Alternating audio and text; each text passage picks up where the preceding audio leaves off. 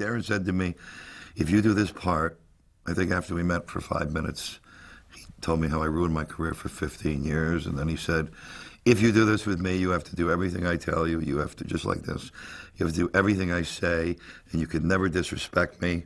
And you can't stay out all friggin' night, you know. And I said, okay. And then I thought, and I can't pay you. And I went, he better be talented, because, you know, to say all that, I thought, you know, he's got a lot of balls.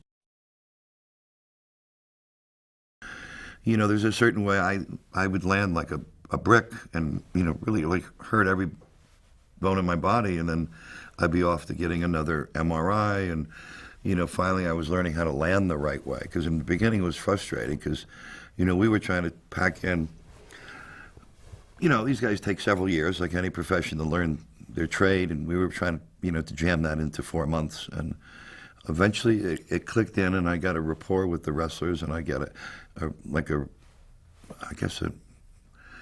I grew to respect the sport for what it was. It's not like boxing where you go out and you really try to hurt somebody purposely. These guys get hurt, and I got to give them a lot of credit and love for this, because they get hurt because they feed off the adrenaline of the audience, and they, you know, they fly over the ropes, and they do land on, they miss the mats lots of times, and they, you know, or they take the hits with those metal chairs, and sometimes you get hit with the wrong angle. So a lot of these guys, when we did the research, you know, we'd Google them and look up where they are now. Most of them, you know, can't walk, and are Aquí tus there's a couple trailers. guys who were actually Visita mi canal. paraplegics. They were really well-known guys. We found out about Lex Luger and, like, the, you know, the Iron Sheik. I mean, these guys, some of these guys can't even, you know, have trouble just, you know, getting up out of a chair, and so they really sacrificed their bodies for, like, just for the audience. They just got this love for the audience, and they live in the moment to hear all the screaming and yelling. We incorporated that move. I never did it right. I did it in the gym, and, you know, I'm falling all over the place. I mean, I kind of had it. It's when he's standing outside the ring, he pushes down, comes over, wraps his legs around the guy's neck, and then tucks and flips the guy over. So we were shooting this movie while live wrestling matches were going on. So in between, we'd go in and do our wrestling. So, you know, there's, you know, 3,000 to 4,000 people there, and I'm thinking, oh man, if I end up, like, screwing this up, I'm going to look like shit, you know. And so I said, I got to nail this the first take, because I didn't nail it in any rehearsals at all. I came close 3 or 4 times.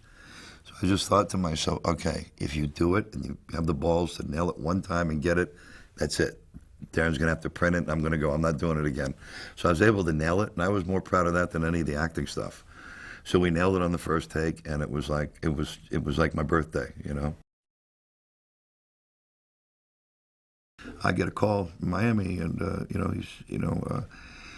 he said, I got a song, and I said, okay, So I took Darren Aronofsky, who I don't even know if he knew who Springsteen was. I mean, he still listens to the Beastie Boys, you know, and brought him there, and Darren's like flipped out. He'd never seen like 80,000 people going crazy with carrying signs and shit in a giant stadium, and he's going, they really like this guy. I go, where you been? You know. So we watched the show. We went backstage, and I introduced the two of them, and then I said, Bruce, would you talk with Darren for a minute? You know, I went in the other room, and Darren was left with Bruce. Next thing, I was in another room, and Bruce had an acoustic guitar there, and he started playing for Darren the wrestler song, and, you know, the rest is history. Absolutely no respect for the sport at all. Actually, you know, being an ex-professional fighter, it was just a sport that I just thought I had no respect for. I didn't look at it as a sport, even, which I probably was. I was ignorant to prejudging it that way, because I didn't know how dedicated these guys are. I didn't know that you have to have a different type of athletic training and athleticism. So I was wrong in my judging that sport the way I did. So I have to take all that back.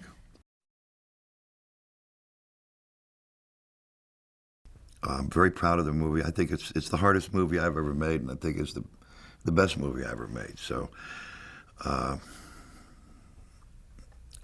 I'm glad I've told people earlier, I was so glad the day it ended, because it was hard. I didn't get out of bed for 4 days. He knows what he wants, when he wants it, where he wants it, and he's very driven. Because he's so smart. It's very easy to work for him, because he can. It's very easy for him to make a minor adjustment, and you go, oh, maybe you didn't think of, and it actually can make you better. It can help your performance. If you're not in shape, he'll break you down. So, you better do your homework, and you better be ready to give it all, or this little nerdy dude will reduce you to dust. I wanted to play Cassidy mostly because of Darren, because meeting with him, he talked about how he wanted there to be a parallel between Mickey's character, the wrestler, and how he had to deal with his body failing him as a performer, and my character Cassidy, and how she's facing the same things, and in a lot of ways it's an artist's story, and certainly an actor's story, and so that had some resonant themes for me that I thought would be worth looking at. I mean, I wasn't thrilled with the idea of taking my clothes off and like prancing around. I mean, the dancing part I actually liked, but there was some, I had to really think about it. I mean, it was a pleasure, frankly. And yes, we went to a lot of clubs. The guys came with me. Mickey didn't come, but Darren came, and Scott, our producer, came, and Mark, another producer, came with me a bunch. And at other times, eventually I wound up going with a girlfriend of mine who does a lot of those classes. So she was the most fun, actually, to go with. And it's fun just to watch dancing. And he still has all that power that he's had through his whole career. He just has so much charisma. He's so sweet and so tough at the same time. He's very charming, but also very direct. It's an interesting, it's a great quality. The very first day, my first day, was my lap dance. And so already it's like, I don't know anybody on this set. I have to be naked, and I have to be dancing, and I have to be on a certain level pleasing to this person that I don't know, and there's always like a vulnerability in that. And but Mickey was just very, very, he wasn't really protective, but he was game. and he definitely got into it, and his hair was really long in the movie. His hair's really long, all his beautiful blonde extensions, and he was like tossing his stripper hair around, and so we just played with it that way. But it was a big first day. He's so absolutely meticulous, and he took such good care of me through the whole thing. When we went to the strip club, we walked in there, and I was like, I can't like touch anything in here, and he's like, I know. And I didn't have to say it. He had already actually even thought it before I said it, and he had it cleaned for me twice so that I could writhe around with complete abandon. It's about passion. I think it's about passion for what you truly love and something that's in your blood, and you can't shake it, and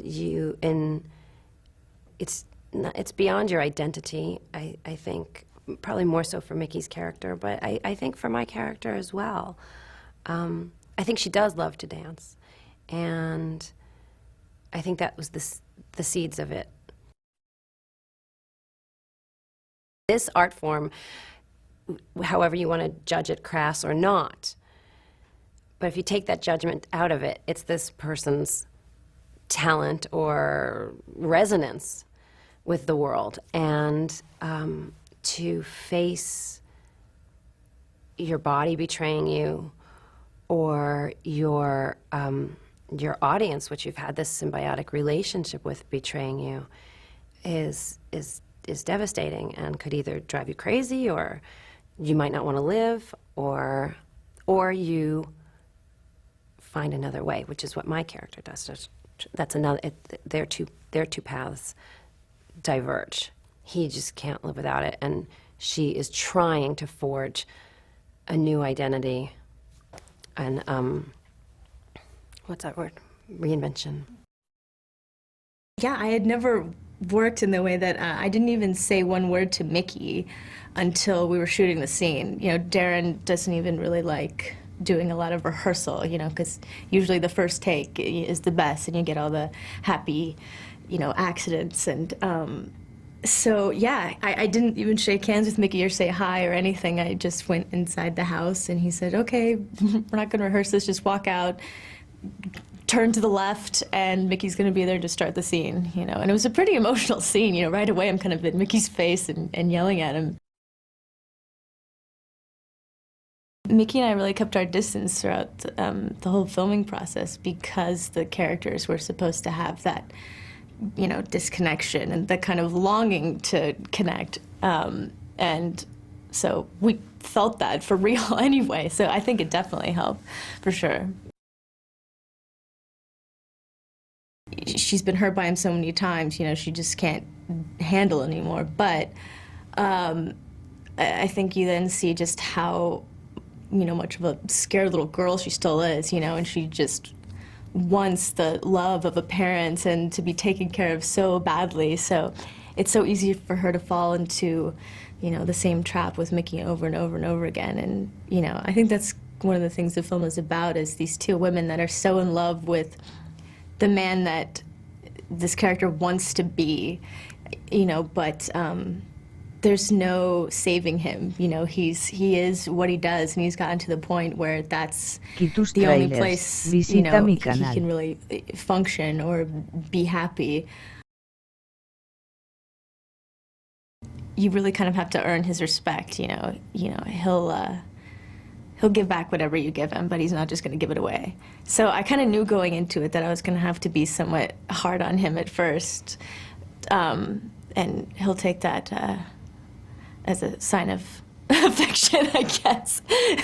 to get Mickey's respect, you just kind of have to go up to him and sock him in the face, and he'll be like, "All right, you're okay."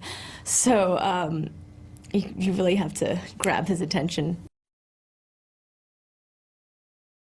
It's not just about wrestling or a wrestler. It can really apply to anything or any kind of art form or anything that you're passionate about or willing to die for, you know, that makes your heart beat.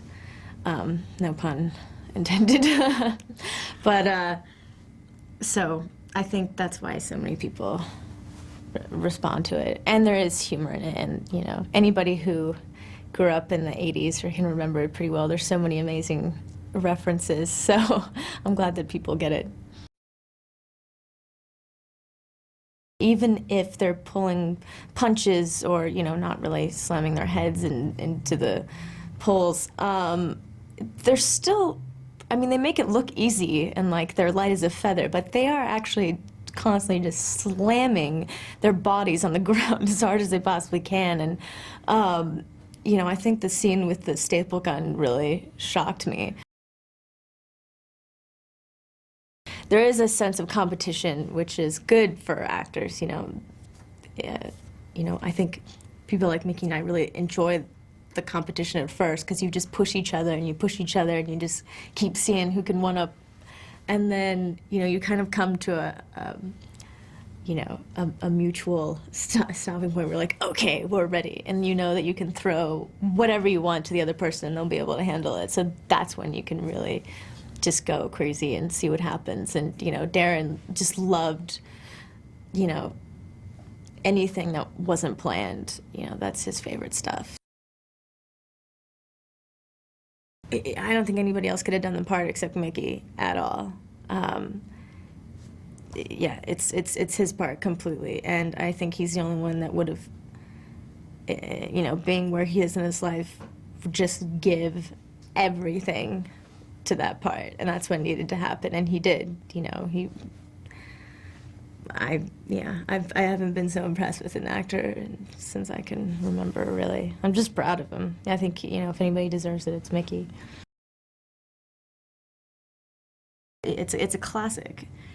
It is. It's a classic performance and a classic story, and I think it's going to be around for a while. It's going to be a movie that people always talk about. You know, remembering, you know, legendary performances. I think Mickey definitely made his mark there.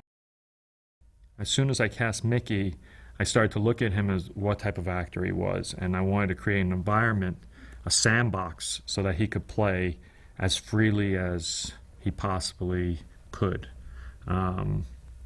So I kind of studied what made him tick and how he liked to work, and then I developed a visual style out of it.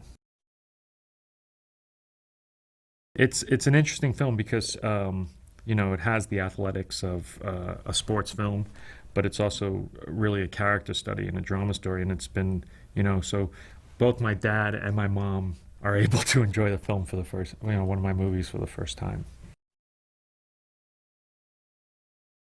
Everyone, when you talk about wrestling, they say wrestling's fake, and it's fake in the sense that there's a plot and the you know, performers know what's going to happen at the end of the match, but you know, is it fake when you're a 260-pound man jumping off of the top rope and landing 10 feet down on concrete? No matter what you do to try to not injure your opponent, you know, you're putting yourself, your opponent, at risk.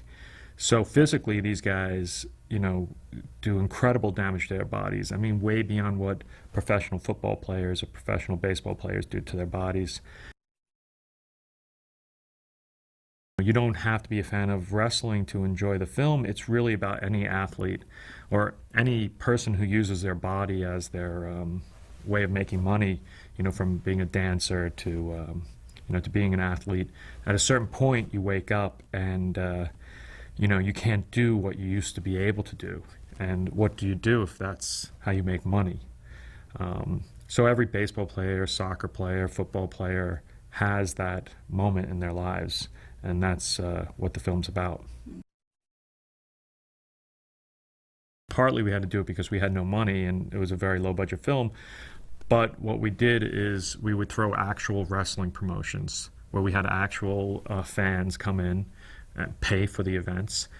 We didn't make the money, the promotions made the money, but we would, you know, have real wrestling matches going on, and then in between matches, we go out there with the camera with Mickey and do some of the match, and the crowds were great. They played completely along. I think they understand the drama of wrestling, and they were able to, you know, just pick up the script and play along with us.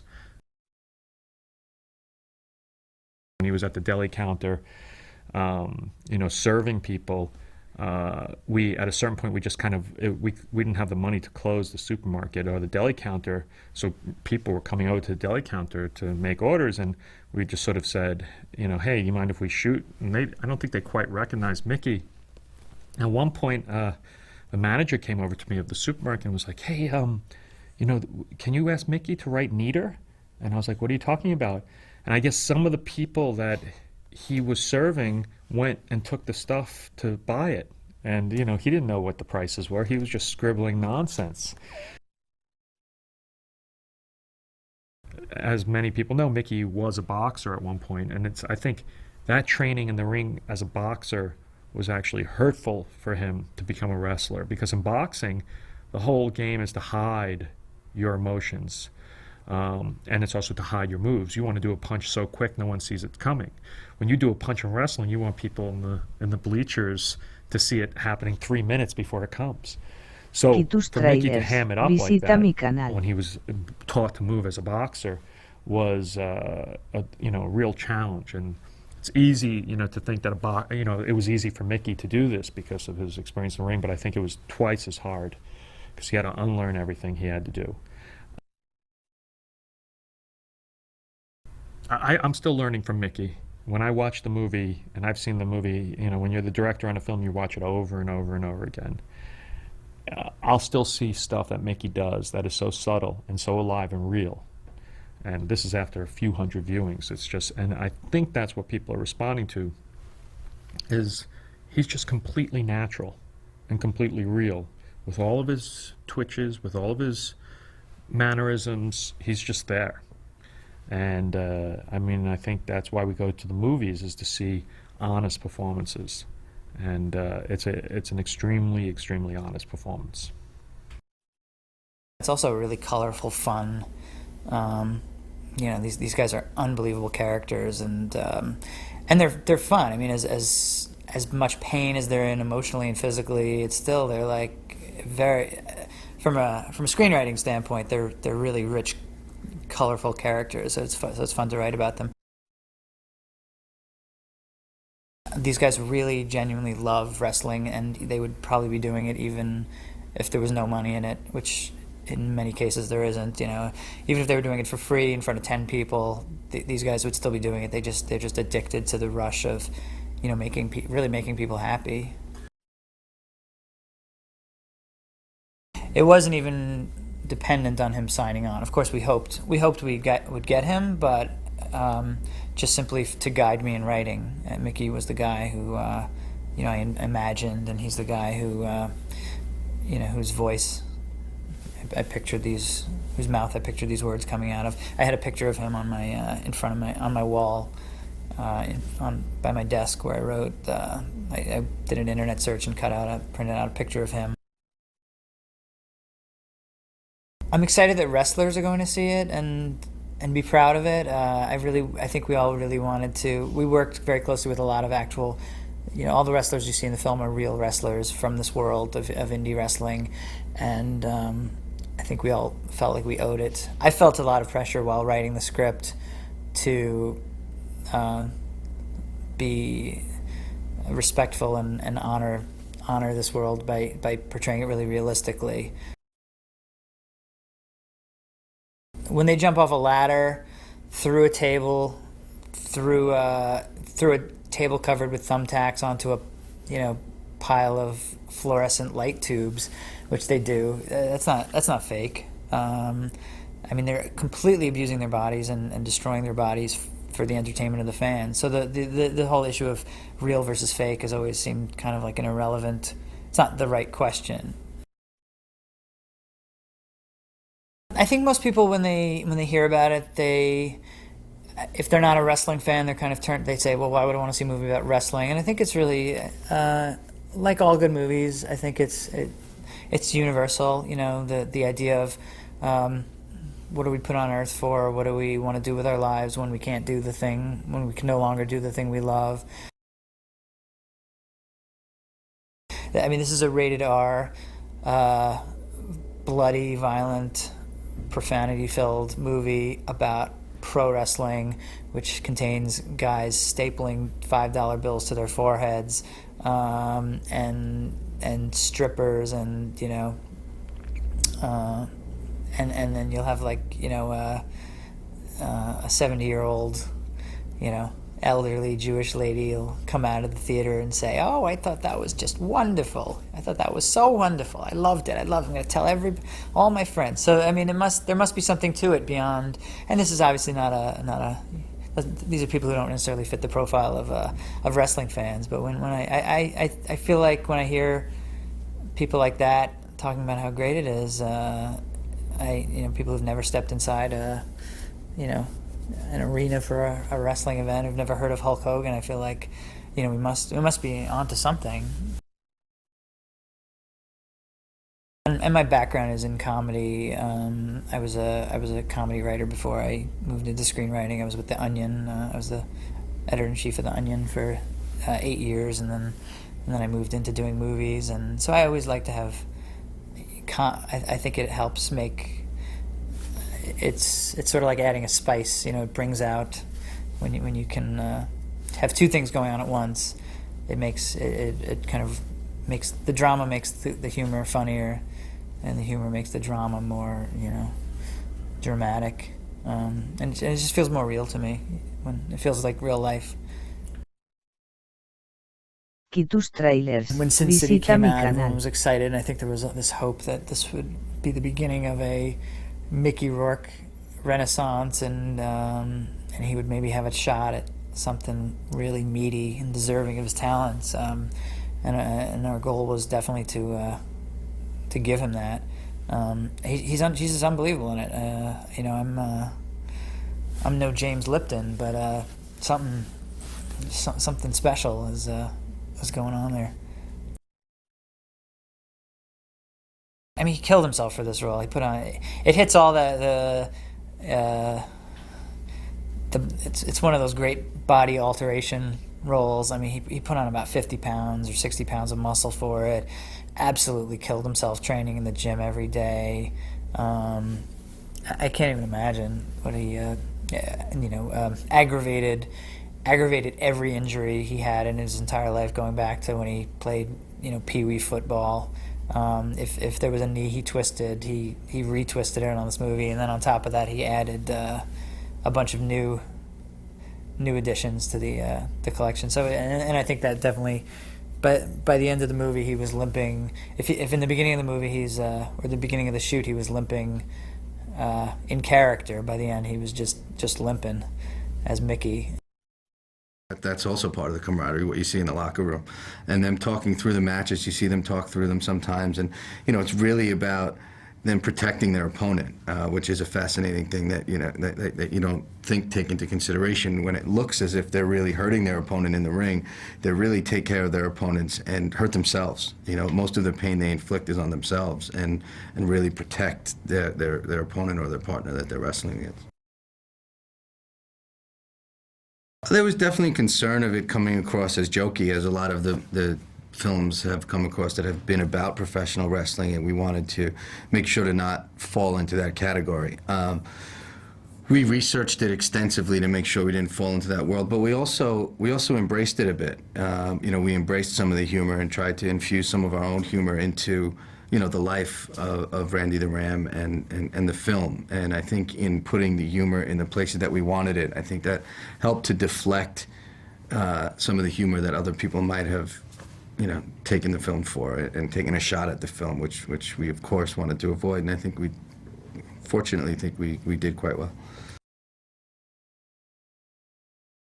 After we shot the first wrestling sequence, we knew we had something special. I think there was a lot of anxiety going into that, because the way we were shooting the wrestling sequences, we were shooting them with real wrestling promotions, live audiences, real wrestlers, no stuntmen. Mickey was, we would have the promotion come in and do 3 matches of their own, and then we would come in and do our match, and then we'd come out and they'd do 3 more matches of their own, and then we'd come in and do our match again. So there was a lot of anxiety going into that, of Mickey doing this sport that he had only been training for about 5 months, and in front of a live audience, and for the first time, and having never done it with a camera in the ring, it was pretty nerve-wracking. But after shooting that first sequence, when we went backstage and we shot the backstage stuff, and then Mickey came out of the locker room and into where the rest of the wrestlers were, and they actually started applauding for him.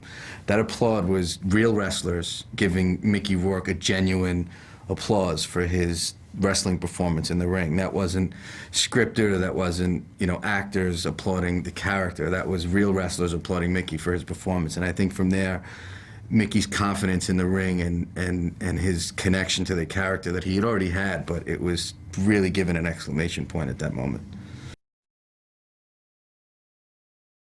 I think they had a lot of connections they had a connection in what they were both doing, in that she's playing an aging stripper who is using her body to earn a living, and he's playing an aging wrestler who is using his body to also earn a living, and they're both kind of at towards the end of their career and doing both. So I think they had an immediate bond in they were both facing, that both of their characters were facing similar challenges, and they both had to go to certain places to get there within themselves. So I think that helped them bond off the bat, and that their roles brought them the same challenge in their own work when they were apart, that they kind of had an immediate connection in the similarity of what they were trying to accomplish. The first scene was where they hadn't seen each other, where he comes to the house and sees her, and they had never met. And Mickey wanted to meet her, and she wanted to meet Mickey, and her dad said, "No, you guys are father-daughter. You haven't seen each other in 7 years. Let's just go for it." And you would think that you'd rehearse one or do anything. No, it was just a knock on the door, and she came to it, and they were in it. And I mean, I remember. I mean, they nailed the first take, and we were like, "Wow!" And we did a few more just to do a few more and see where it was going to go and see what they would give to each other and how they'd play off of each other. But it was kind of fascinating that he was able to create this estranged relationship by never introducing them. They've responded to the humor. They've cringed at the blood. They've responded to the sadder moments, and I think that they've really connected to Mickey. And what's fascinating the most to me is the female response to the film. Even in some test screenings we had very early on, the women that we brought would comment how much they loved the film. And the big thing was, I'd never go see a film called The Wrestler starring Mickey Rourke, but I loved it.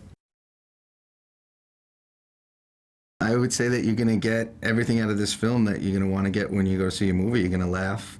You're going to hold back tears. Your heart's going to get into it. You're going to enjoy. You're going to see some blood and guts. You're going to see some humor, and you're going to see some love, and some heartbreak.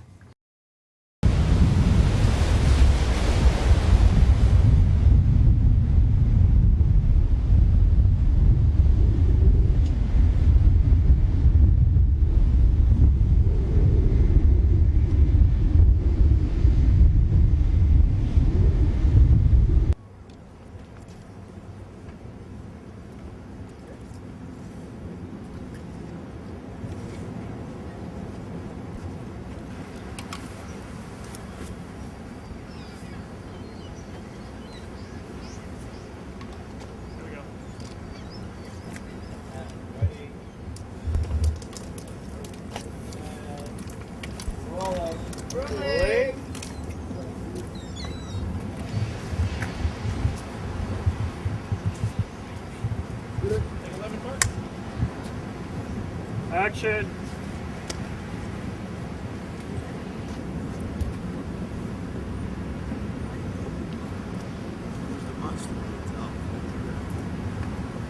They used to have this spooky ass skeleton pop out of a coffin. Scare the hell out of you, you cry, you run out, and go back in there.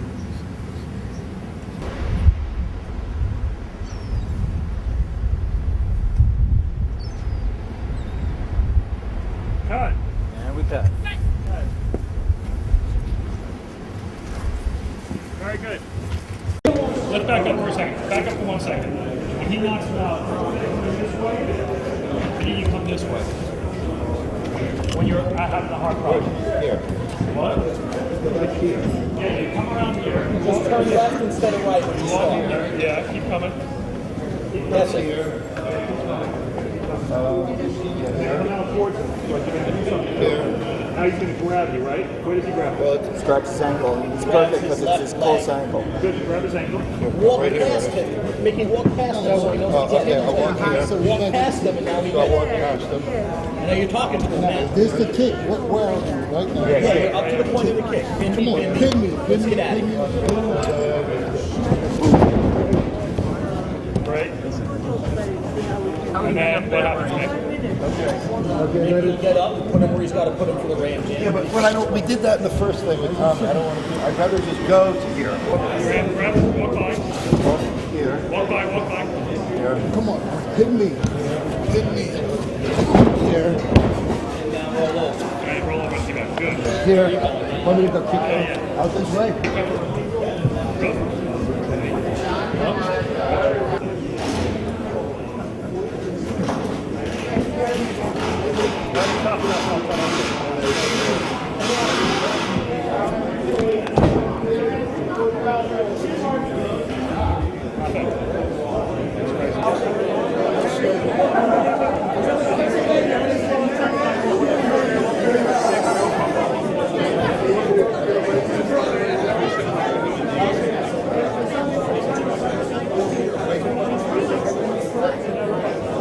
I moved, no?